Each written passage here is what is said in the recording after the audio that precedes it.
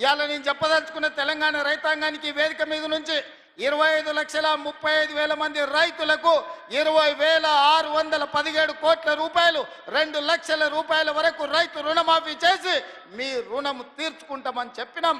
ఈనాడు మీ రైతు రుణాలను మాఫీ చేసి ఈ రైతు రుణాల మాఫీ కాదు, ఆనాడు రైతు బంధు ఎన్నికల కోడ్ను అడ్డం పెట్టి కేసీఆర్ ఎగ్గొట్టిపోతే 7,625 కోట్ల రూపాయలు ప్రభుత్వం ఏర్పడిన ఎంబడే రైతు భరోసా పథకం ద్వారా మీ ఖాతాలలో నిధులేసిన మాట వాస్తవం కాదా?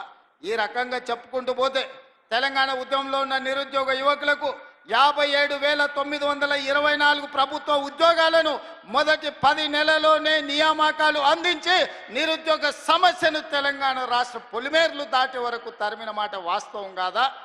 గత 10 రోజుల నుంచి ఈనాడు పాత్రికేయ మిత్రులను నేను అడగదలుచుకున్నా.